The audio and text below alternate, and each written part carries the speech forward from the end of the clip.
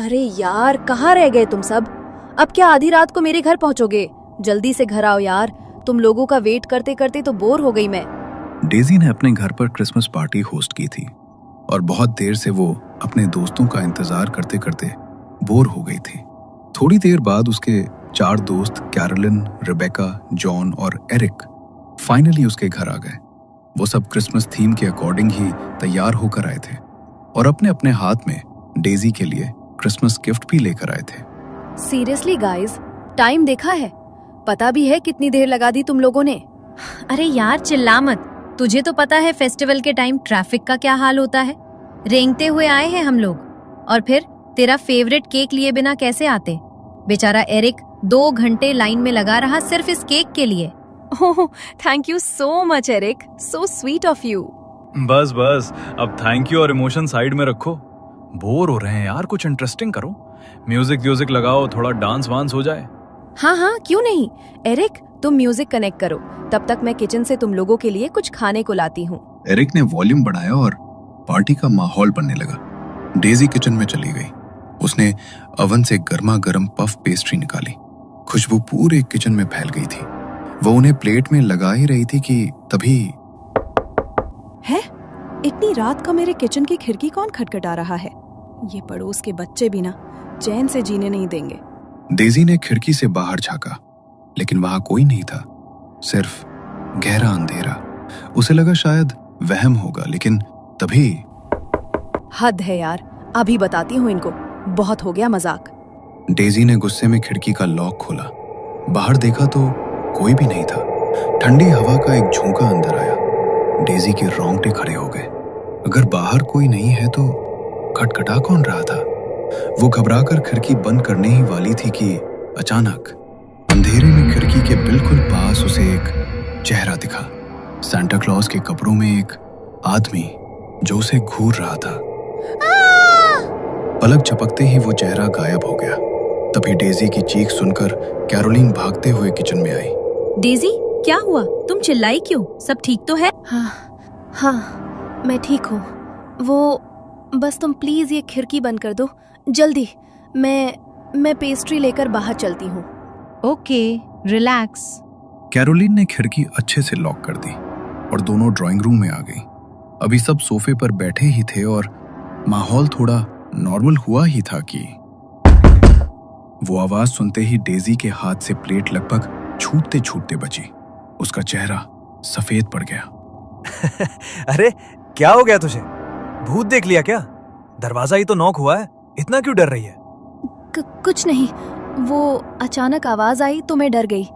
John, please एक बार पीप whole से देखो ना कौन है, प्लीज। मैं देखूं? कमाल है यार डेजी, तू भी ना। अच्छा रुक, देखता हूँ कौन है। जॉन मस्ती में चलते हुए दरवाजे तक गया। उसने पीप होल से आंख लगाकर बाहर देखा। बाहर वही आदमी खड़ा था, लाल कपड़ों में, लंबी सफेद दाढ़ी। वही सैंटा जिसे डेजी ने खिड़की पर देखा था। देखा तुमने? कौन है बाहर? अरे अपना सैंटा है भाई। लगता है रास्ता भटक गया है या हमारे साथ पार्टी करना चाहता है। रुको, इसे भी अंदर बुला लेते हैं, महफिल जम जाएगी। क्या? सैंटा? नहीं जॉन, खबरदार जो दरवाजा खोला। जॉन प्लीज नहीं। लेकिन डेजी की चेतावनी जॉन के कानों तक पहुंचने से पहले ही उसने कुंडी घुमा दी। दरवाजा खुलते ही वो सैंटा बिना पूछे सीधा अंदर आ गया और इत्मीनान से सोफे पर जाकर बैठ गया, जैसे ये उसी का घर हो। Merry Christmas, merry Christmas. अरे वाह, इस पार्टी में मेरी ही कमी थी क्या? लो जी, सांता आ गया। अब बताओ, सांता के बिना भला क्रिसमस की पार्टी पूरी कैसे हो सकती है ना? बाकी सब तो ऐसे चिल थे जैसे कोई पुराना जिगरी दोस्त आया हो, लेकिन डेजी, उसकी तो जान हलक में अटकी हुई थी। वो सांता उसे ऐसे घूर रहा था जैसे शिकार को ताड़ रहा हो। डेजी के दिमाग में बार बार वही खिड़की वाला सीन फ्लैश हो रहा था। क्या बात है डेजी, चेहरे का रंग क्यों उड़ा हुआ है? तुम्हें देखकर तो लग रहा है जैसे तुमने कोई भूत देख लिया हो। 1 मिनट ब्रो, हमने तो अभी अपना इंट्रोडक्शन भी नहीं दिया।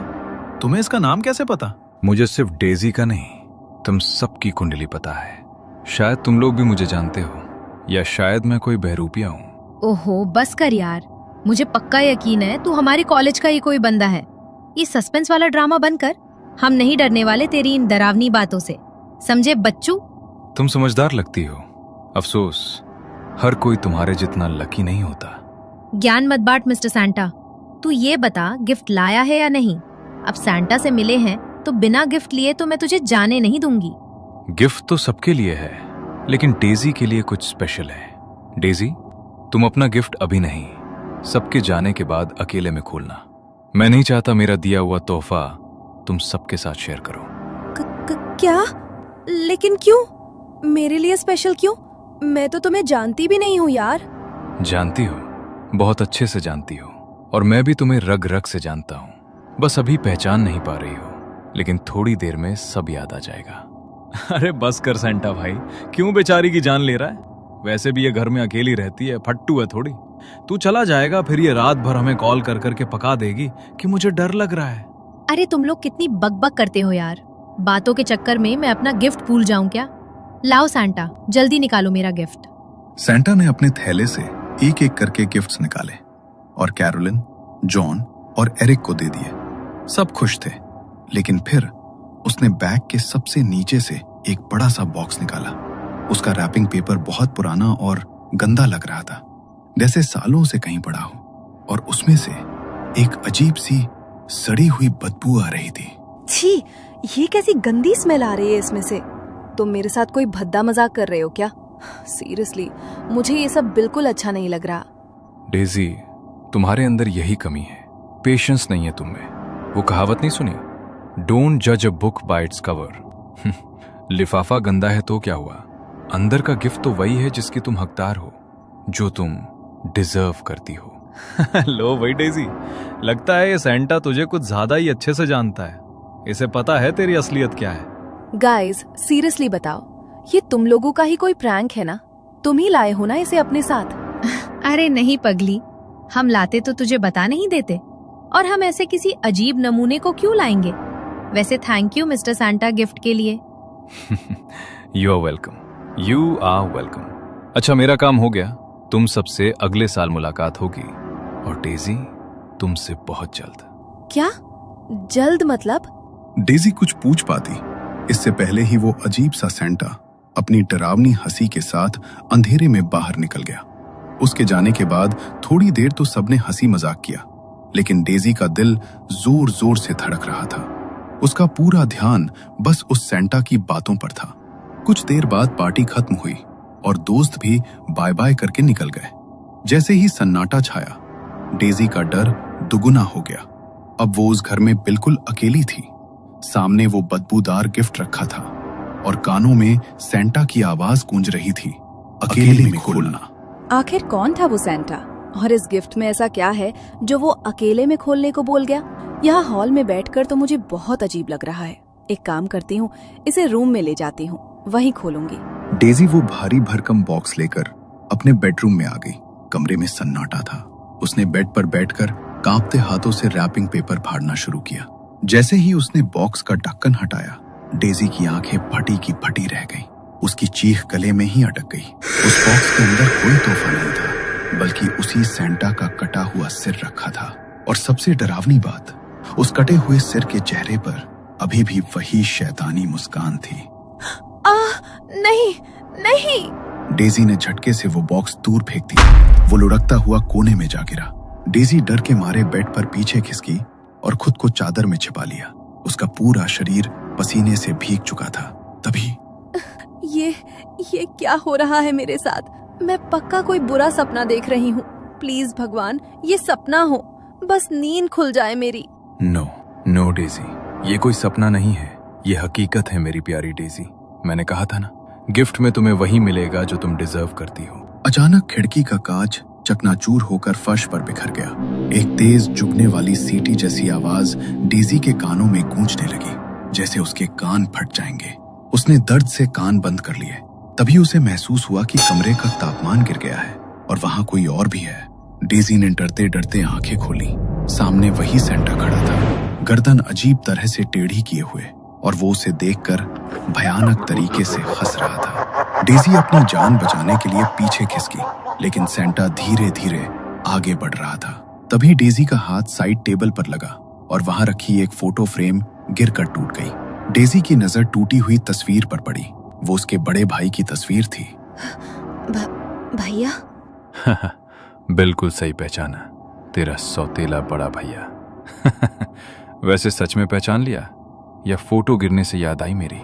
क्या तुम मेरे भैया नहीं हो सकते। भैया की मौत तो 1 साल पहले हो चुकी है। तुम झूठ बोल रहे हो। मैं पुलिस को बुलाऊंगी। दूर रहो मुझसे। अरे अरे, मेरी प्यारी सौतेली बहन, लगता है बड़ा अफसोस है तुम्हें मेरी मौत का।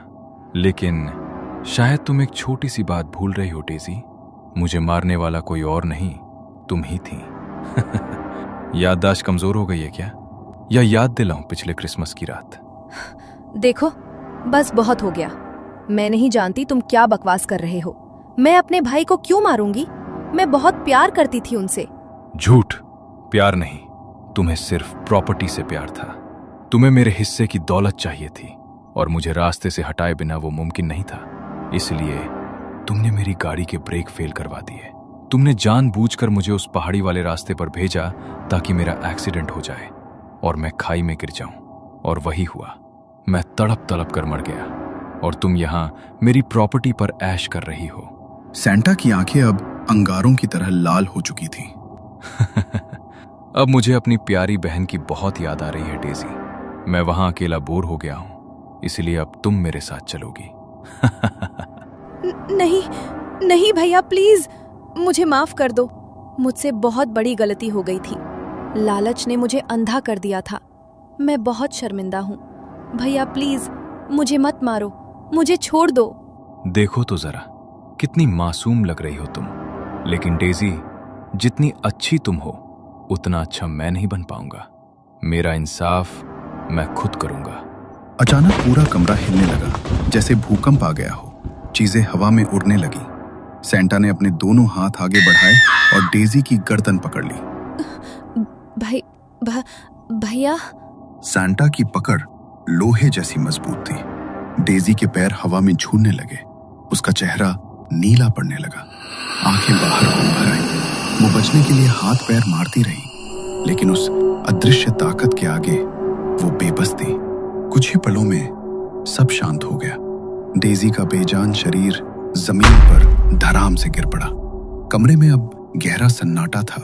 पिछले साल इसी रात उसने लालच के लिए अपने सौतेले भाई का खून बहाया था और आज ठीक 1 साल बाद उसी भाई ने अपना हिसाब चुकता कर लिया। बदला पूरा हुआ और शायद अब उस भटकती हुई आत्मा को हमेशा के लिए शांति मिल गई थी।